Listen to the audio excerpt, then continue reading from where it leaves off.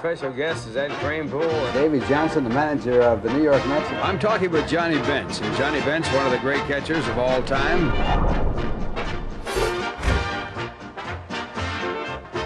Welcome to Kiner's Corner Revisited on SNY.TV. I'm Ted Berg, joined by Hall of Famer Ralph Kiner. Ralph, we've got a clip of an interview you did with Tommy Lasorda and Davey Johnson during a rain delay in 1988, which turned out to be a pretty big year for both of those managers. Well, they both had great success, and their pitching really was strong, and there's no doubt about the fact without pitching you can't do the job. And the one guy that Davey made a point of getting, because Frank Casson wanted to keep him in the minors one more year, was he said, I want this kid right now, and that was Doc Gooden. Gooden became one of the great pitchers, and unfortunately got messed up with drugs, and that ruined his whole chances of being one of the all-time greats of baseball Major League history. And the other thing is Tommy Lasorda had good pitching, and the game is on pitching. If you don't have it, you're not going to be there. Well, it's still raining here at Shea Stadium. We're holding for the ball game, and we have with us Davey Johnson of the New York Mets and Tom Lasorda of the Dodgers, and both of these managers in first place.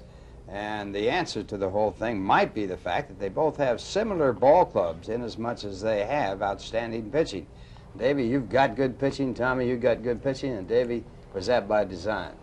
Well, I think every ball club, tries to get good pitching, not only starters but relievers. And certainly the Mets, Frank Cassion's philosophy has always been, get as much pitching, develop it through the system. And as a manager, we try to take care of the people that we have. And a lot of the guys have been with me now probably 5 years. And early on, you don't ask too much of a young pitcher. If you get 5 or 6 innings, and then you get them established. And now my pitching is the best it's ever been in the 5 years I've been here.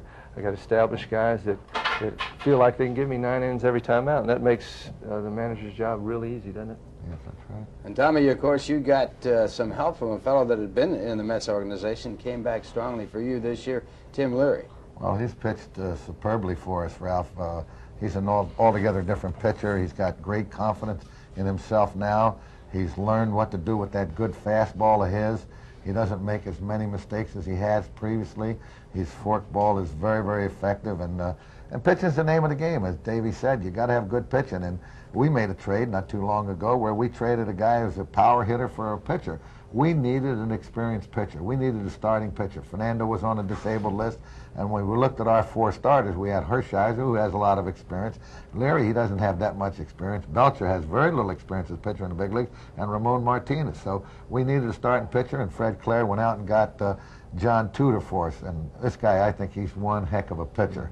And he's really helped our ball club thus far, and I think he's going to help us down the stretch. So when you're in that bind, if you got good pitching, they'll keep you in the ball games.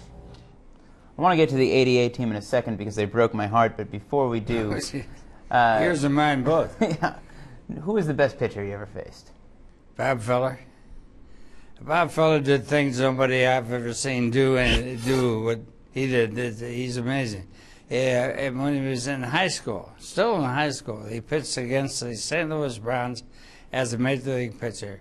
His first game in the Major Leagues, struck out 15 batters. And when he graduated in high school, he went on to have a career that was unbelievable, had a better fastball than anybody I ever saw, and also a great curveball.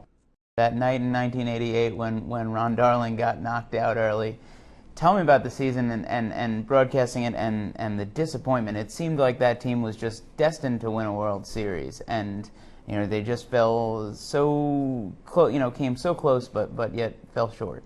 To me, there's a lot of luck in baseball. I mean, you have to have a broken bat base that looks like a line drive in the box score. And in fact, Babe Berman said when the newspaper showed he got 3 hits instead of 4 in the ball game, and he went to the writer and complained about it, and the writer said, well, it was a typographical error. He said, error, hell, it was a base hit the right field, that sort of thing. And that was the thing about that. But '88 was a real heartbreaking year, and didn't work for the Mets, and of course, in the playoffs, they had a tough time.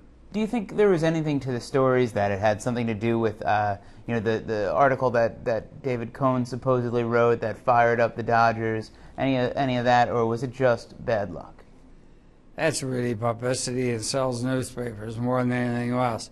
Ball players are going to do what they can do, and they're going to try just as well in important ball games as they would do if everything being even they can do. So David Korner, of course, was one of the Mets' great outstanding pitchers, and he made the Mets in his years with the Mets. And, of course, he pitched a no-run game with the Yankees when he went over there. The interesting thing was, I've forgotten the year, but in the latter part of when I was broadcasting all the games with the Mets at that time, Cashin came in and would fill in with me and go on the broadcast.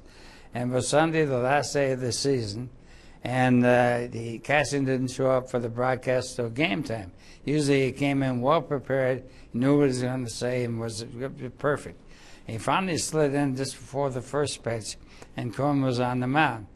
And I said, Frank, I said, where were you? You was here in time. You want to get in touch with what's going on?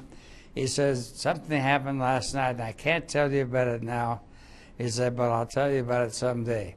It happened that David Cohn, that day before, the night before, was some girl ran down and said that he had an affair with her in the room and whatever. And they put David Cohn in jail. And they got him out of jail to pitch the game, and they were worried about the fact that they were going to get him off the mound and take him out of the ball game. And he had no sleep, pitched in that game, and that was the day he struck out 19 batters. Struck out 19 batters after being in jail the night before. That's right. And finally I found out that the story was untrue. The girl made it all up, and he was not involved at all. But he still spent the night in jail. But he was in jail. Ralph, thanks so much. Check us out next time on Kiner's Corner Revisited on SNY.TV, though I'm not sure we'll top that.